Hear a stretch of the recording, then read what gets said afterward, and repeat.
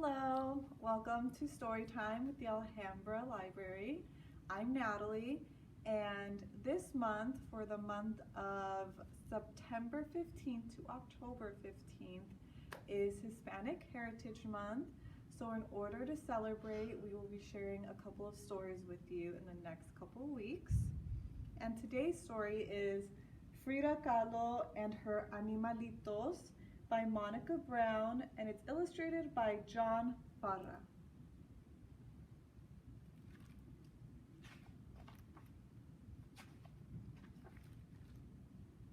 This is the story of a little girl named Frida who grew up to be one of the most famous painters of all time. Frida was special. This is also the story of 2 monkeys, a parrot, 3 dogs, 2 turkeys, an eagle, a black cat, and a fawn. They were Frida's pets, and they were special too.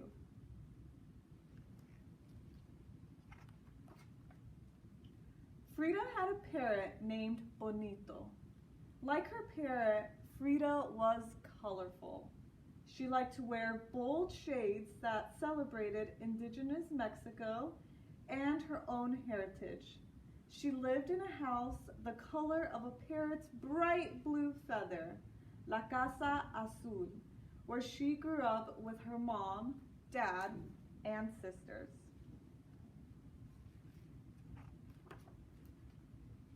Frida had a pet fawn named Granizo. Like her fawn, Frida had watchful, beautiful eyes. When Frida closed her eyes, she remembered her life as a little girl. Frida was always with her father, a photographer who taught her to look at the world through curious eyes. Frida and her father would walk to the park to collect bugs to look at under a microscope. Frida's father also taught her how to paint finishing touches on his photographs. Frida loved the small brushes and the beautiful colors.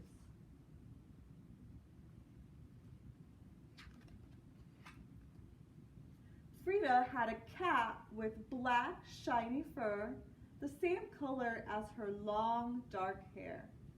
Like a cat, Frida was playful. But as a child, Frida couldn't always play. When Frida was 6, she got very sick. She was in bed for a long time. But little Frida didn't get sad or bored. Instead, she used her breath to make mist on her window, and then she drew a door with her fingers.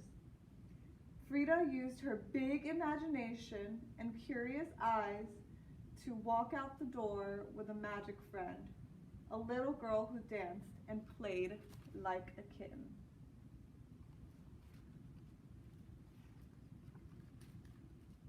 Frida was independent, like a cat. Frida's sickness left one of her legs different from the other, and children made fun of her.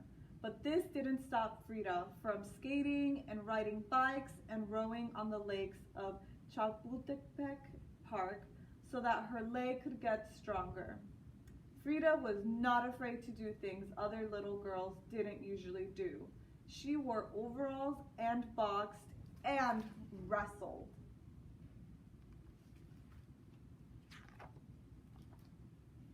Frida had 2 spider monkeys, Fulang Chang and Caimito del Guayabal. Like her monkeys, Frida could be mischievous, even when she was a teenager. When Frida was 15, she went to a school called La Preparatoria and found a group of friends she loved. Like Frida, her friends were curious to learn all they could. Together they read and studied and argued and sometimes got in trouble. Wearing matching caps, they rode donkeys through the halls of the Preparatoria and set off firecrackers.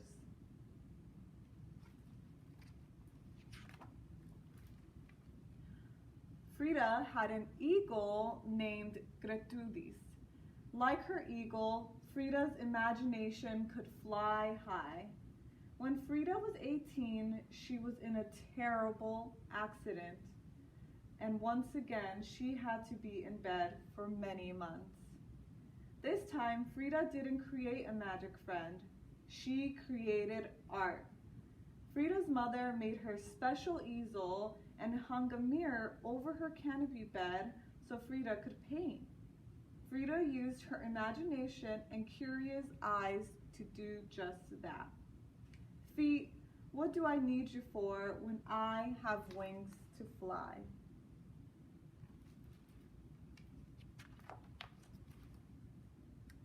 And if those weren't enough pets, Frida had 2 turkeys and 3 dogs, Señor Soto, Señorita Capulina, and Señor Costi. Frida's turkeys were intelligent and sensitive, just like herself. And like Frida, her dogs were warm and loving. When she was lonely or sad, she would wrap her arms around them and they would comfort her. Her Zolo dogs were the same breed that ran and hunted with the Aztecs thousands of years ago, and a reflection of Frida's heritage, of which she was very proud. Frida's dogs had no hair, but their bodies were warm, and Frida gave them great big hugs whenever she felt lonely or sad.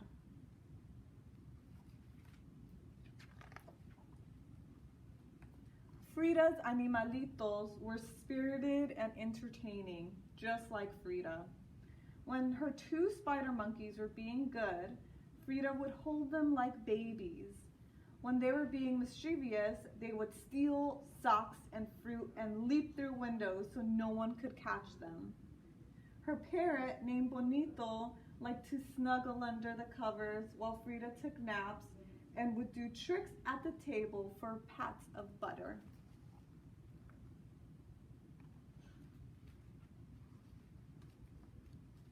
Frida's Animalitos played all day in the courtyard at La Casa Azul, the bright blue house on Londres Street.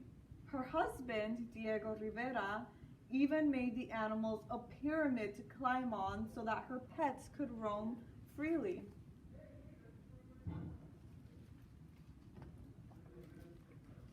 When Frida painted, her pets would keep her company. And Frida painted all the time, while the birds sang and the dogs barked and the turkeys danced in the garden. Frida's animals were her children, her friends, and her inspiration. Frida painted when she was sick and hurting, and Frida painted when she was happy. She also painted when Diego was gone and she was sad. But Frida was never really alone at La Casa Azul, the bright blue house on Londres Street. She had her Animalitos and herself, and she painted both.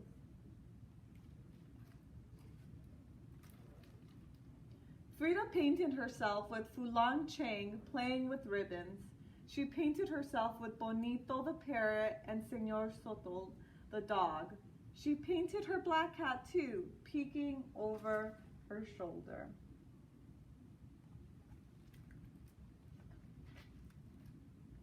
Frida painted herself with all her pets she loved so much, and even butterflies and caterpillars. Her paintings were magic.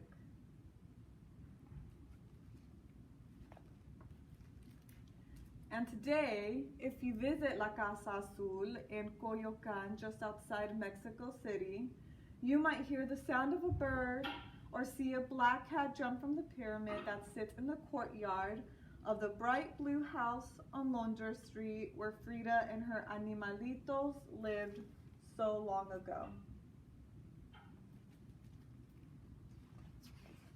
And that is the end. If you'd like to hear more stories about Hispanic Americans or Hispanics, or read books or listen to books by authors that are Hispanic, please keep a lookout in the next couple of weeks. Thanks for joining me and have a good day. Bye.